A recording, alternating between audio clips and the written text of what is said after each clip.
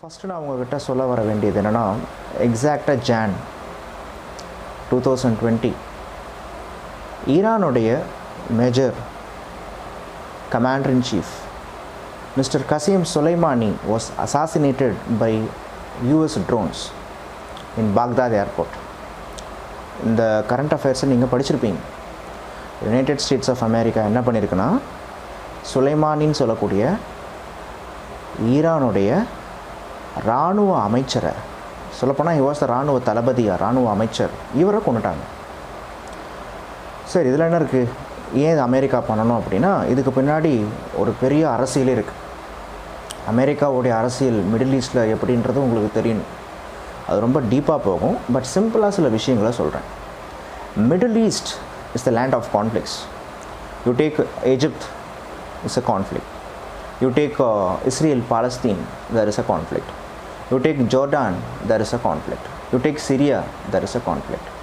Okay, even you take Iraq, you take Iran, there is a conflict. You take some other Arabian countries, there is a conflict. இந்த கான்ஃப்ளிக்ட்டுக்கெலாம் மூல காரணம் என்ன அப்படின்னு பார்த்தீங்கன்னாலும், ஒன்று மதம் சார்ந்த அரசியல். ஓகே, அந்த மதம் சார்ந்த அரசியல் அமெரிக்கா கண்டிப்பாக இருக்கும். Example Israel and also Palestine. And இன்னொரு அரசியல் என்ன அப்படின்னா, இட்ஸ் ஆயில் பாலிட்டிக்ஸ்னு சொல்லுவாங்க. ஓகே, ஸோ எண்ணெய் அரசியல் அப்படின்னு சொல்கிறாங்க. ஸோ இந்த மிடில் ஈஸ்டில் கடவுளால் மிடில் ஈஸ்ட் கண்ட்ரிஸ்க்கு கொடுக்கப்பட்ட ஒரு பெரிய ஆயில் பூமே என்ன அப்படின்னு பார்த்தீங்கன்னா, 1970s இந்த ஆயில் பூம் அப்படின்றது வருது. ஆயில் பூம் அப்படின்றது என்னென்னா, இந்த மிடில் ஈஸ்டில் நிறைய நாடுகளில் எண்ணெய் வளங்கள் சூப்பராக இருந்துச்சு. இந்த எண்ணெய் வளங்கள், we know America were a deficit in oil. Okay, but this middle ஈஸ்ட்டில் சொல்லப்போனால், மிடில் ஈஸ்ட் இன்றைக்கி துபாயெலாம் ரொம்ப பூமாக இருக்கிறதுக்கு காரணமே என்னென்னா ஆயில் தான். ஸோ இந்த மிடில் ஈஸ்ட்டில் அமெரிக்காவுடைய பாலிட்டிக்ஸ் வேறு மாதிரி இருக்கும். ஸோ அமெரிக்காவை முதல்ல இந்த மிடில் ஈஸ்ட்டில் நிறைய நாடுகள் எதிர்த்தாலும், முக்கியமாக ஒரு காலத்தில் சவுதி எதிர்த்தாங்க. But now they're all aligning closely with United States of America. அமெரிக்காவை மிடில் ஈஸ்ட்டில் எந்த நாடுகள் எதிர்த்தாலுமே, ஆர் அமெரிக்கா கூட ட்ரேட் பண்ண மாட்டேன்னு சொன்னாலுமே, அந்த நாட்டுக்கு எதனா ஒரு பிரச்சனை வந்துடும். ஓகே, இப்படி தான் நம்மளுடைய சதாம் ஹுசைனும் இறந்தார். இப்படி தான் இப்போ ஈரான்லேயும் ஒரு பிரச்சனை போயிட்டுருக்கு. ஸோ ஈரானில் என்ன ப்ராப்ளம் அப்படின்னு பார்த்தீங்கன்னா, மிடில் ஈஸ்ட்டில் அமெரிக்காவுக்கு எந்தெந்த நாடுகள்லாம் சப்போர்ட் பண்ணதோ அந்தந்த நாடுகளை எதிர்க்கிறதுக்காகவே mister Soleimani, he was the architect of Iran's foreign policy in middle east. இவர் பிளான் பண்ணியிருந்தார். இவர் தனக்குன்னு ஒரு குத் ஃபோர்ஸஸ் அப்படின்னு சொல்லக்கூடிய ரெவல்யூஷனரி ஃபோர்ஸஸை க்ரியேட் பண்ணி வச்சுருந்தார். புரட்சி படையை உருவாக்கி வைக்கியிருந்தார்.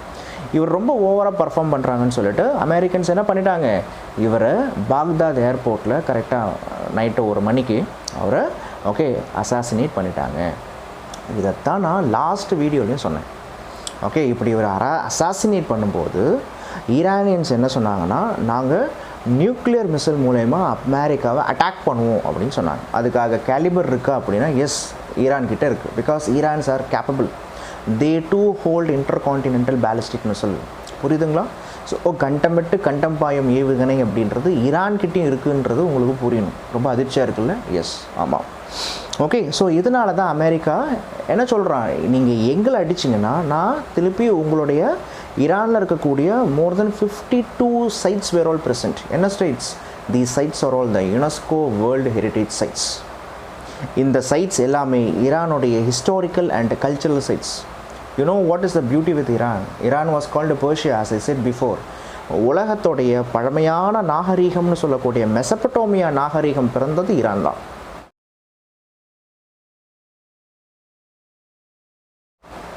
Iran was the confluence of so many other cultures also. You take South Asian culture, ஈரானில் இருக்கும்.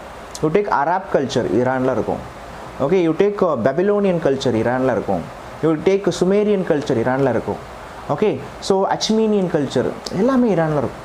ஸோ இந்த மாதிரி ஈரானில் நிறைய கல்ச்சுரல் சைட்ஸ் வந்து பார்க்கும்போது இருக்குது. இந்த கல்ச்சுரல் சைட்ஸை அமெரிக்கா என்ன சொல்கிறாங்க, நீங்கள் எங்களை அட்டாக் பண்ணால் உங்களுடைய கல்ச்சுரல் சைட்ஸை இல்லாமல் பண்ணிவிடுவோம். த்ரெட். ஓகே, ஸோ ஈரானில் இருக்கக்கூடிய 52 சைட்ஸில் மோர் தென் 24 sites were all UNESCO World Heritage Sites.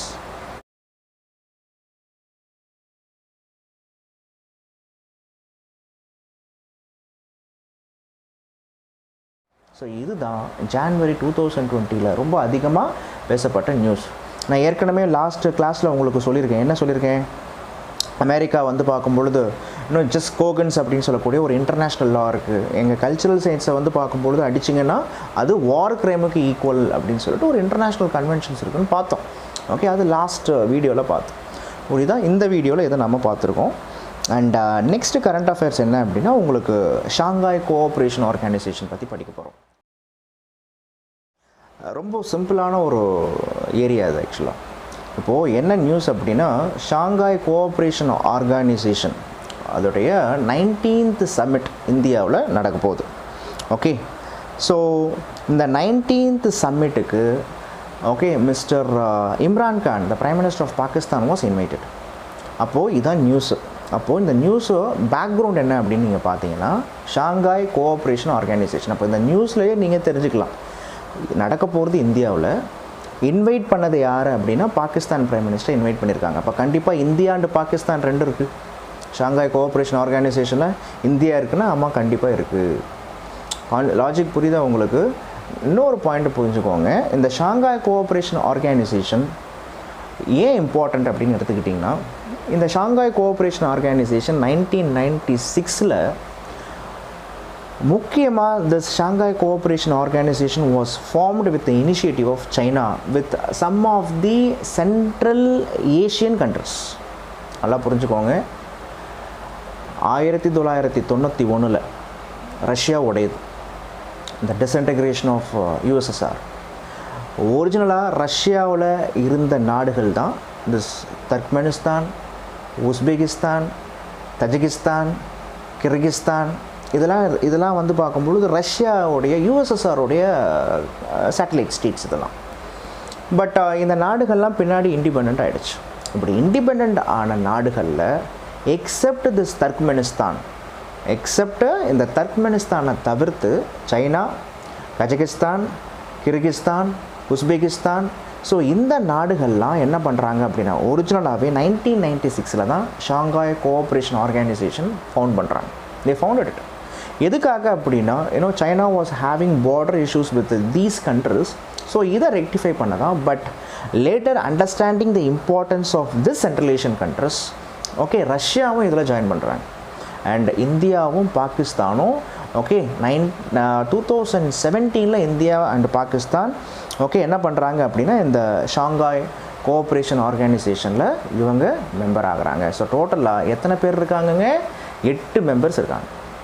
எஸ்சிஓவில் எத்தனை மெம்பர்ஸு? 8 மெம்பர்ஸு. ஓகே, ஃபவுண்டிங் இந்த time of founding it was 5 members, but இன்னைக்கு 8 members. Okay, China is the most important contributor and it was the founding member of SCO. இது உங்களுக்கு புரியணும். அப்போது இதில் உங்களுக்கு புரிய வேண்டியது என்னென்னா, ஆப்கானிஸ்தான் அண்ட் தர்க்மெனிஸ்தான் கிடையாது. மற்றபடி சென்ட்ரல் ஏஷியாவில் இருக்கக்கூடிய most of the countries were all here. அப்போ நீங்கள் கேட்கலாம், சார் சென்ட்ரல் ஏஷியா கூட எதுக்கு சார் தேவையில்லாமல் நம்ம இந்தியா இப்போது லிங்க் ஆகணும், என்ன லாஜிக் அப்படின்னு நீங்கள் கேட்கலாம். என்ன லாஜிக் தெரியுமா? சென்ட்ரல் ஏஷியாவுக்கு இப்போ India already we have look east policy, act east policy. India bilateral wise they depend on central Asia because of what அப்படின்னு கேட்டுக்கிட்டிங்கன்னா, because of the huge resources. என்ன ரிசோர்ஸ் இருக்குது தெரியுமா? நேச்சுரல் கேஸ் இருக்குது. Okay, so oil and natural gas resources central ஏஷியாவில் இருக்குது. So இந்த resources okay India access பண்ணணும். ஸோ அதனால் இந்தியா என்ன பண்ணுறாங்க? ஸோ இந்த எஸ்சிஓவில் ஒரு மெம்பராக ஆகுறாங்க. கான்செப்ட் புரியுதா? 2017 அஸ்தானா இந்த ரீஜனில், அந்த ரீஜனில் நடந்த எஸ்சிஓ கான்ஃபரன்ஸில் India and Pakistan they both joint there. அது உங்களுக்கு புரியணும். ஸோ முக்கியமாக த எனர்ஜி நீட்ஸை முக்கியமாக energy needs, cyber security okay and particularly counter terrorism Afghanistan பாகிஸ்தானை டீல் பண்ணணும் அப்படின்னா, இப்போ பாருங்கள் ஒரு ரீஜனல் ஆர்கனைசேஷன் தேவை. அந்த ரீஜனல் ஆர்கனைசேஷன்லேருந்து அவங்க அதை தப்பு பண்ணுறாங்க அப்படின்னும் பொழுது we can convey the problem what we face from these countries. And we know இந்தியாவுடைய ஹிஸ்ட்ரியை நீங்கள் எடுத்துக்கிட்டிங்கன்னா, இந்தியாவுடைய பவுண்ட்ரி ரீஜனில் இருக்கக்கூடிய எந்த கண்ட்ரியாக இருந்தாலும் ஓகே இந்தியா அந்த கண்ட்ரியோடைய இன்டர்னல் பாலிட்டிக்ஸை கொஞ்சம் கன்சிடர் பண்ணி ஆகணும். அப்படியே ஜஸ்ட் லைக் தட்னு விட்டால் அந்த நாட்டில் நடக்கக்கூடிய பிரச்சனைகள் இந்தியாவுக்கும் நடக்கும். நம்ம ஏன் பாகிஸ்தானை இக்னோரே பண்ண முடியாது? பிகாஸ் பாகிஸ்தானில் ஒரு மிலிட்ரி ஆட்சி வந்துச்சு அப்படின்னா definitely it's thread for India. நம்ம ஏன் ஆப்கானிஸ்தானை இக்னோர் பண்ண முடியாது? ஆப்கானிஸ்தானில் டெரரிசம் ரொம்ப டீப் ஆகிடுச்சுன்னா definitely it will have its impact in Kashmir and other parts of India. இதெல்லாம் நம்ம ஏற்கனவே ஹிஸ்ட்ரியில் பார்த்துருக்கோம். ஸோ இந்த மாதிரியான விஷயங்கள் உங்களுக்கு புரிய வரணும். ஸோ ஷாங்காய் கோஆப்ரேஷன் ஆர்கனைசேஷனை இதுக்கு சொல்கிறாங்க.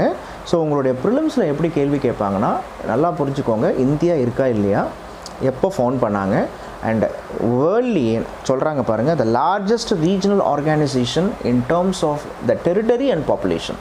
ஓகே, ஏன்னா இந்தியா சைனா இந்த 2 நாடுகளுமே இதில் இருக்குது ஆக்சுவலாக. ஸோ இன் டேர்ம்ஸ் ஆஃப் டெரிட்டரின்னு எடுத்துக்கிட்டிங்கன்னா Russia, India, China. So in terms of territory and in terms of population, these organization holds a very important place in the regional organization. And next வீடியோவில் நம்ம மற்ற விஷயங்களை பார்ப்போம். Bye, take care.